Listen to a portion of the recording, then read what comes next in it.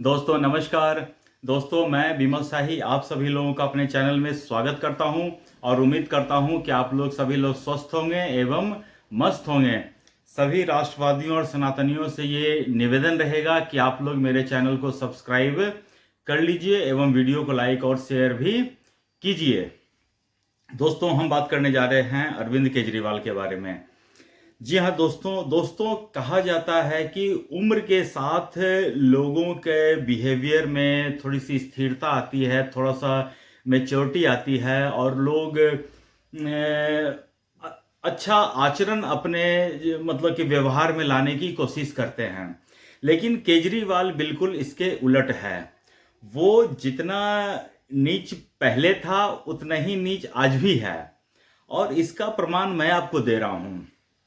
2015 में जब वो चुनाव जीता था तो हर हफ्ता वो मतलब कि एक प्रेस कॉन्फ्रेंस करता था और कहता था कि हमारे विधायकों को जी बीजेपी फोन करके खरीदने की कोशिश कर रही है, 5 करोड़ का ऑफर दे रही है, 7 करोड़ का ऑफर दे रही है। यहां से केजरीवाल ने स्टार्ट किया था और ऑलमोस्ट हर चुनाव से पहले या चुनाव के बाद में भी केजरीवाल यही एक स्क्रिप्ट जो है चला देता है कि जी बीजेपी हमारे विधायकों को खरीदने की कोशिश कर रही है। इवन उनके मुख्यमंत्री जो हैं वो प्रेस कॉन्फ्रेंस करके कहते हैं कि बीजेपी ने हमें बोला है कि तुम ये तोड़कर आम आदमी पार्टी तोड़कर हमारे साथ आ जाओ, हम तुम्हें मुख्यमंत्री बना देंगे, मंत्री पद दे देंगे, 25-30 करोड़ रुपया दे देंगे। इवन जब ये शराब घोटाला में लिप्त थे तब ये जब सीबीआई में जाते थे तो सीबीआई वाले कहते थे कि तुम्हारे ऊपर तो कोई केस है ही नहीं, बीजेपी ने हमें ऊपर से आदेश आया है कि ताकि तुमको हम तोड़ सकें, तुम बीजेपी में आ जाओ, तुम्हारे ऊपर से सारे केस हम खत्म करवा देंगे। तो ये केजरीवाल शुरू से कह रहा था। तो लोग सोचता था कि केजरीवाल चलो अभी राजनीति में उतना ज़्यादा नहीं है, राजनीति नहीं आता इसलिए कर रहा है। लेकिन दोस्तों अभी जब 2025 का विधानसभा चुनाव खत्म हुआ है और जितने भी एजेंसीज हैं जो एग्जिट पोल कंडक्ट करती हैं उन्होंने अपना सर्वे एग्जिट पोल का रिजल्ट पब्लिश किया है, तो केजरीवाल अपने पुराने टैक्टिक्स पे फिर से आ गया। मतलब कि लगता ही नहीं है कि इस आदमी की उम्र बढ़ी है, लगता ही नहीं है कि इस आदमी के बुद्धि में थोड़ी सुधार हुई है, लगता ही नहीं है कि ये आदमी बूढ़ा हो गया है, लगता ही नहीं है कि आदमी 10 साल के मुख्यमंत्री रह चुका है। फिर से जैसे ही एग्जिट पोल का रिजल्ट आया है तो कल आम आदमी पार्टी के जो टिकट ब्लैकियां हैं संजय सिंह, उन्होंने प्रेस कॉन्फ्रेंस करके कहा कि बीजेपी हमारे 7 विधायकों को मतलब कि तोड़ना चाह रही है, 15-15 करोड़ के ऑफर दे रही हैं। और जब उसके बाद सब लोगों ने शाम को इसके ऊपर डिबेट चल रहा था तो किसी बीजेपी प्रवक्ता ने यह कहा कि 7 विधायक को तोड़ रही हैं, इसका मतलब कि 2/3 मेजोरिटी को ही ना तोड़ सकता है, इसका मतलब आपकी 20 सीटें ही आ रही हैं। जब आपकी 20 सीटें आ रही हैं इसका मतलब बीजेपी को आ रही हैं 50 सीटें। तो जब बीजेपी को 50 सीटें आ ही रही हैं तो आपको तोड़ने की जरूरत क्या है। तो इनको लगा कि मेरा कैलकुलेशन थोड़ा सा ठीक नहीं बैठा। तो उसके बाद केजरीवाल ने शाम को मतलब कि 2 बोतल दारू पिया है वो, इसके मुझे पूरी जानकारी मिली है। केजरीवाल के ही घर से फोन आया है। अब कौन फोन किया है ये मत पूछिएगा, लेकिन केजरीवाल के ही घर से, मैं फोन फिर कह रहा हूं, केजरीवाल के घर से फोन आया मुझे और उन्होंने कहा कि केजरीवाल कल शाम से ही 2 बोतल दारू पीना शुरू किया था, उसके पास 1+1 वाला ऑफर भला कुछ पुराना स्टॉक अभी भी है। तो 2 बोतल पूरा दारू गटक लिया। उसके बाद जब केजरीवाल पूरा नशे में झूम गया तब केजरीवाल कहा नहीं 16 नहीं, हमारे 17 विधायक को ये लोग फोन कर रहे हैं। केजरीवाल थोड़ा सा हिसाब लगाया कि अरे 20 विधायक को तोड़, मतलब 7 विधायक को तोड़ रहे हैं, इसका मतलब कि 20 ही लोग हमारे जीत रहे हैं ना। तो वो थोड़ा सा अपना संख्या बढ़ा दिया कि 16 विधायक को फोन आ रहा है। तो उसके बाद केजरीवाल ने ये लिखा ट्विटर पे कि हमारे 16 विधायकों को फोन कर रहे हैं, सबको 15-15 करोड़ का ऑफर दे रहे हैं, मंत्री पद दे रहे हैं। और उसके बाद एक विधायक जो हैं उन्होंने ट्विटर पर आकर लिखना शुरू कर दिया है कि ये गाली गलौज वाली पार्टी जो है हमको ऑफर दे रही है 15-15 करोड़ मंत्री पद का। तो सब लिख रहे हैं कि 15 करोड़ और मंत्री पद है। मतलब बीजेपी अगर सरकार बनाएगी तो इन्हीं लोगों को मंत्री पद फिर से देगी, बीजेपी अपना कुछ नहीं रखेगी, ऐसा मुझे ऐसा प्रतीत हो रहा है इन लोगों के आचरण से, इन लोगों का व्यवहार से, इन लोगों का बोली से। तो सोचिए दोस्तों, अगर किसी पॉलिटिकल पार्टी जो इतना कंसर्न है कि हमारे टूट नहीं सकते हैं, बिखर सकते हैं और हमारे विधायकों को खरीदा जा रहा है, तो कोई भी अगर जिसकी थोड़ी सी भी नियति साफ रहती तो वो सबसे पहले सीधा पुलिस स्टेशन जाता, हाई कोर्ट जाता, कोर्ट जाता, एक केस कंप्लेंट करवाता। लेकिन केजरीवाल इकलौता आदमी ऐसा आदमी है जो सिर्फ आरोप लगाना जानता है, और वो एक्सपेक्ट दूसरे पेज से भी यही करता है कि हम आरोप लगाते हैं तो तुम भी सिर्फ आरोप लगाओ, आरोप के ऊपर जांच, उसके बाद फिर इसकी पड़ताल, उसके बाद फिर केस मुकदमा, ये सब नहीं चलेगा। जांच मतलब कि आरोप आरोप खेल सकते हो मेरे साथ है। तो यही केजरीवाल कर रहा था। तो केजरीवाल ने भी शुरू में कांग्रेस पे आरोप लगाया, कांग्रेस ने भी केजरीवाल पे आरोप लगाया, उससे एक स्टेप आगे जाकर एफआईआर भी किया। अब बीजेपी क्या किया जी, उस एफआईआर पे जांच पड़ताल कर दी, तो इसका नतीजा ये हुआ कि केजरीवाल सर चले गए जेल। तो केजरीवाल को आरोप वाली जो राजनीति है वो सूट करती है।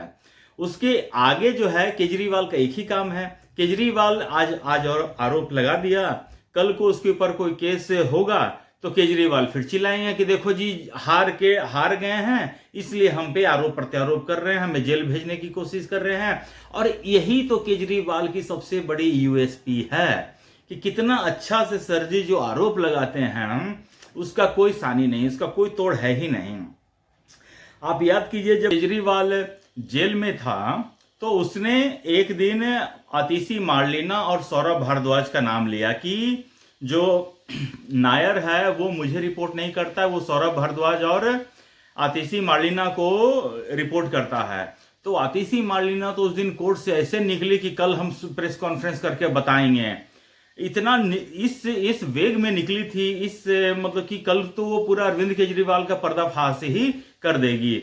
फिर पता नहीं रात में उसके पास क्या हुआ, क्या फोन गया नहीं गया मुझे नहीं मालूम, लेकिन अगला दिन वो प्रेस कॉन्फ्रेंस करती है और कहती है कि हमें बीजेपी ने ऑफर दिया, हमारे एक रिलेटिव के थ्रू बीजेपी ने ऑफर दिया है कि आप 20 करोड़ रुपया ले लीजिए और हमारे पास हमारी बीजेपी पार्टी में आप शामिल हो जाइए। तो अब ये केजरीवाल इस तरह का एक ही स्क्रिप्ट पे तुम कितनी फिल्में बनाओगे? तुम्हारी फिल्म देख देख कर यही स्क्रिप्ट वाली तुम्हारे आम आदमी पार्टी के भी जो कट्टर सपोर्टर है ना, जिसको लगता है कि केजरीवाल बहुत बड़ा ईमानदार आदमी है, वो भी अब बोर हो गया है। कुछ तो नया करो। तुम्हारे तर्कस में जितने तीर थे सब तुम चल दिए हो, अब तुम्हारे पास सिर्फ जेल जाने के अलावा कोई तीर नहीं बचा है। कितना आरोप लगाओगे? एक ही आरोप कि हमारे पार्टी को खरीद रहे हैं, हमारी पार्टी के लोगों को खरीद रहे हैं। अब बंद करो केजरीवाल, कुछ तो मैच्योरिटी लाओ। इतना तुम घिना मत दो राजनीति को कि लोग तुम्हारे चेहरे पे आके थूकने लगे कल से। तुम मतलब कि कल देखो, जब जिस दिन वोटिंग था उस दिन केजरीवाल अपने माँ बाप को व्हील चेयर पर घुमा रहा था, और यही 2 महीना पहले जब केजरीवाल के बाप को जब पूछताछ के लिए दिल्ली पुलिस ने कहा था कि हमारे पूछताछ करने के लिए, तो पैरों पे चल रहा था और अभी उसको व्हील चेयर पे लेके चल रहा था केजरीवाल। इतना नौटंकीबाज आदमी। सोचिए दोस्तों, एक बात सुनिए, चुनाव आयोग ने व्यवस्था कर रखा है कि अगर कोई व्यक्ति चलने की अवस्था में नहीं है, वो बूथ तक नहीं आ सकता है, तो आप रजिस्ट्रेशन कीजिए। चुनाव आयोग अपने मतलब कि अधिकारी के साथ आपके घर आएंगे और वहां पर आपको मतदान की व्यवस्था करेंगे। तो केजरीवाल जैसा आदमी, सोचिए मूर्ख आदमी जो अपने आप को सीएम कहता है, वो इस फैसिलिटी का उपयोग नहीं किया। वो इंस्टेड वो क्या किया कि अपने बाप को और माँ को व्हील चेयर पर लेके परेड करा के निकला ताकि वो सिंपैथी वोट कुछ गेन कर सके। केजरीवाल को जहां एक प्रतिनिधि होने के नाते इस चीज को प्रमोट करना चाहिए था ताकि 50 लोग इसका फायदा उठा सके, 200 लोग इसका फायदा उठा सके, 500 लोग इसका फायदा उठा सके। इसके अलावा इसके मतलब कि विपरीत केजरीवाल ने क्या किया, अपने बाप को व्हीलचेयर पर घुमा के ले गया। तो केजरीवाल तो हर मौके का फायदा उठाना जानता है, और जब केजरीवाल को लगा कि उसकी जमीन खिसक गई है तो आज से कल से वो ये नौटंकी करना शुरू कर दिया कि हमारे विधायकों को खरीद रहे हैं। और मुझे तो ये नहीं कह सकते हैं हम कि जो एग्जिट पोल किया है वो सही किया है, उसका नतीजा गलत आया है। कल तक केजरीवाल को वेट कर लेना चाहिए और सभी लोगों को वेट कर लेना चाहिए। जिन लोगों का ये काम है एग्जिट पोल करना, उन लोगों ने अपना काम किया है और मैं तो उन लोगों को ये बधाई देना चाहूंगा कि केजरीवाल जैसे लोगों के खिलाफ मतलब कि आप दिखाने की हिम्मत कर पा रहे हैं, ये एक बहुत बड़ी बात है। केजरीवाल को ना इज्जत देते देरी लगता है, ना इज्जत लेते देरी लगता है। आप देखें ना, स्वाति मालीवाल को कहता था 20 साल से उसके साथ काम कर रहा था, स्वाति मालीवाल को कहता था कि ये लेडी सिंघम है, और उस सिंघम के साथ क्या किया। तो सोचिए, ये जो टीवी पर प्रवक्ता सब जो घूमते रहती है, प्रियंका कक्कड़, ये सबको, उन लोगों का क्या क्या नहीं किया होगा केजरीवाल ने। तो और जो प्रवक्ता जो घूमते रहते हैं टीवी पर डिबेट करते रहते हैं, मतलब कि इन लोगों को भी डर है कि अगर हम सही से डिबेट नहीं किए तो केजरीवाल कहीं हमको मतलब कि शाम को अपने घर पे बुला के मारे ना। तो ये एक केजरीवाल के पार्टी में बहुत बड़ी विडंबना है। तो सब लोग झूठ बोलकर हुआ हुआ कर रहे हैं, केजरीवाल एक बार किया हुआ तो बाकी सब भी हुआ हुआ सियार की तरह कर रहे हैं। तो अब उन लोगों को करने दीजिए। केजरीवाल को अधिक से अधिक क्या कर, इन लोग अधिक से अधिक केस करेंगे तो कोर्ट में जाते ही सबसे पहले ये माफी मांग लेंगे, क्योंकि इनको शर्म नाम की तो चीज है नहीं। और केजरीवाल दूसरी ये बात जानता है कि कानून का दुरुपयोग किस तरह किया जा सकता है, न्यायपालिका का दुरुपयोग किस तरह किया जा सकता है। जो केजरीवाल इन लोगों को बिल्कुल अपने ठेंगे पर रख के चलता है। माननीय, मेरा तो सीजीआई जी से निवेदन रहेगा कि सीजीआई देखिए, ये लोग आप जैसे सुप्रीम कोर्ट के माननीय न्यायाधीशों का ये लोग मखौल उड़ा रहा है, बिल्कुल आपकी धज्जियां उड़ा के रख दी है। इसको किसी से डर नहीं, किसी से भय नहीं, हर तरह का दुराचरण दुराग्रही हो गया है और फिर भी इसके ऊपर कोई असर नहीं हो रहा, कोई कार्रवाई नहीं हो रहा है। मतलब कि बिल्कुल इन लोगों ने कानून को किसी ताखे पर रख दिया है। तो ये न्यायपालिका का एक बहुत बड़ा प्रश्न चिन्ह खड़ा करते हैं ये लोग।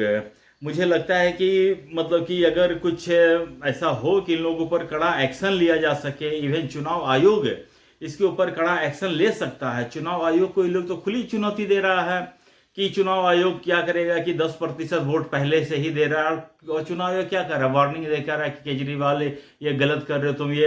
अरे केजरीवाल को तो पुलिस के हवाले कर देना चाहिए और इसको मतलब कि कम से कम 500 लाठी तो बिना गिने मारना चाहिए केजरीवाल को, तब जाके थोड़ा बहुत होश में आएगा।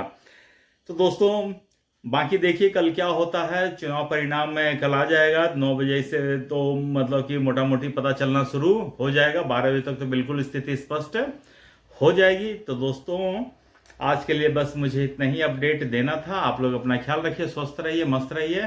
तब तक के लिए नमस्कार, बाय।